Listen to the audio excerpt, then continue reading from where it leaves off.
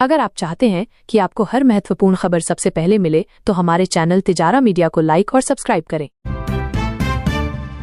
अहमदाबाद में air India विमान हादसा, 265 की मौत। गुजरात के अहमदाबाद में दिल दहलाने वाला हादसा। एयर इंडिया का लंदन जाने वाला बोइंग 787 ड्रीम लाइनर AI-171 उड़ान भरने के 33 सेकंड बाद मेडिकल कॉलेज के हॉस्टल से टकरा गया। 242 यात्रियों में से सिर्फ एक बचा। ब्लैक बॉक्स मिला, जांच शुरू। पूर्व सीएम विजय रूपानी भी सवार थे। बिहार में तेजस्वी यादव का हादसा।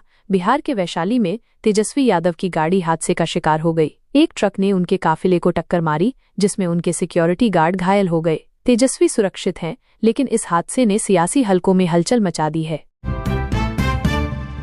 हरियाणा में बेरोजगारी पर सियासी घमासान। हरियाणा में बेरोजगारी का मुद्दा सियासत का केंद्र बन गया है। विपक्ष ने सरकार पर युवाओं को रोजगार न देने का आरोप लगाया है। दूसरी तरफ सरकार का दावा है कि नई योजनाओं से लाखों नौकरियां पैदा होंगी। सच्चाई क्या है, ये तो वक्त बताएगा।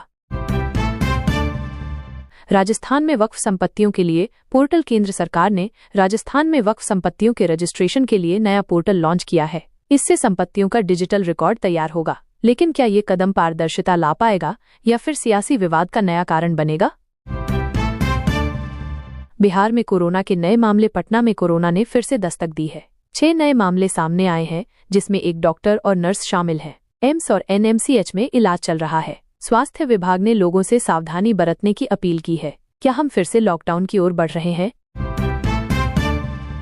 यूपी में नया एयरपोर्ट टर्मिनल। प्रधानमंत्री नरेंद्र मोदी ने हाल ही में यूपी के कानपुर में नए एयरपोर्ट टर्मिनल का उद्घाटन किया। इससे कनेक्टिविटी बढ़ेगी और पर्यटन को भी बल मिलेगा। लेकिन सवाल ये है कि क्या ये प्रोजेक्ट समय पर पूरा होगा और स्थानीय लोगों को इसका फायदा मिलेगा?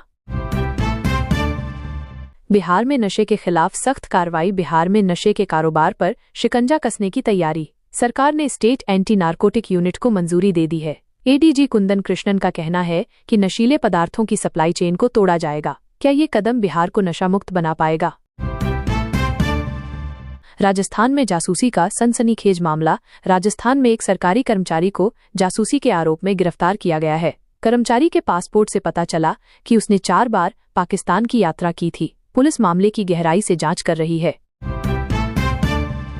हरियाणा में नई स्वास्थ्य योजना की शुरुआत। हरियाणा सरकार ने ग्रामीण इलाकों में स्वास्थ्य सुविधाओं को बेहतर करने के लिए नई योजना लॉन्च की है। मोबाइल हेल्थ वैन और मुफ्त स्वास्थ्य शिविरों का आयोजन होगा।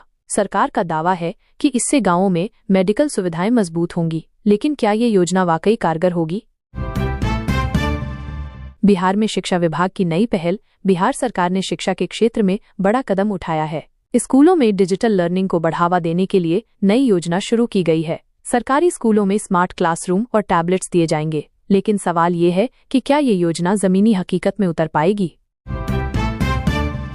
यूपी में बेरोजगारी के खिलाफ कांग्रेस का प्रदर्शन। उत्तर प्रदेश में बेरोजगारी का मुद्दा गरमाया हुआ है। कांग्रेस आज कई जिलों में प्रदर्शन कर रही है। पार्टी का कहना है कि योगी सरकार युवाओं को रोजगार देने में नाकाम रही है। क्या ये प्रदर्शन सरकार पर दबाव बना पाएंगे या फिर ये सिर्फ सियासी शोर बनकर रह जाएगा? बिहार में महागठबंधन की चौथी बैठक। तेजस्वी शामिल। बिहार की सियासत में हलचल। महागठबंधन की चौथी बैठक आज पटना में हो रही है, जिसमें तेजस्वी यादव भी शामिल हैं। सूत्रों के मुताबिक आगामी विधानसभा चुनाव की रणनीति पर चर्चा होगी। क्या ये बैठक विपक्ष को और मजबूत करेगी या फिर सियासी ड्रामा और बढ़ेगा? हरियाणा में गर्मी और उमस का डबल अटैक। हरियाणा में गर्मी और उमस ने लोगों का जीना मुहाल कर दिया। मौसम विभाग के मुताबिक 14 जून तक कई इलाकों में हीट वेव की स्थिति बनी रहेगी। दक्षिण हरियाणा में तापमान 43 डिग्री के पार है। सरकार ने कूलिंग सेंटर्स खोलने की घोषणा की है। क्या ये कदम लोगों को राहत दे पाएंगे?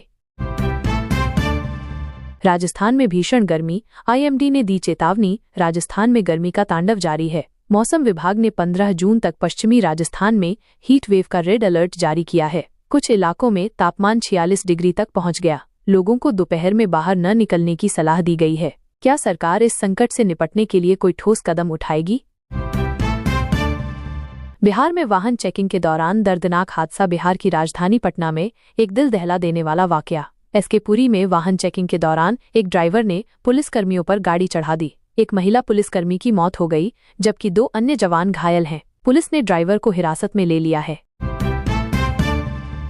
यूपी में हीट वेव का कहर। कई जिलों में रेड अलर्ट। दोस्तों, उत्तर प्रदेश में गर्मी ने हाहाकार मचा रखा है। मौसम विभाग ने कई जिलों में रेड अलर्ट जारी किया है। खासकर पश्चिमी यूपी में तापमान 43-46 डिग्री सेल्सियस के बीच पहुंच गया है। लोगों को घर में रहने और पानी पीते रहने की सलाह दी जा रही है। खासकर बच्चों और बुजुर्गों को सावधानी बरतने को कहा गया है।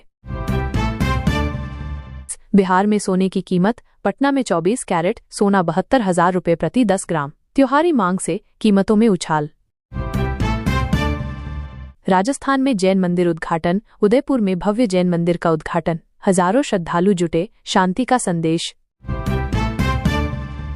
बिहार में राशन सब्सिडी, पटना में राशन कार्ड धारकों को अतिरिक्त सब्सिडी, 5 किलो अनाज मुफ्त देने की घोषणा। हरियाणा में स्कॉलरशिप, हरियाणा सरकार ने मेधावी छात्रों के लिए नई स्कॉलरशिप योजना शुरू की, 10,000 छात्रों को मिलेगा लाभ। राजस्थान में शिक्षक भर्ती, राजस्थान में 20,000 प्राथमिक शिक्षक पदों के लिए भर्ती शुरू, नवंबर में होगी परीक्षा।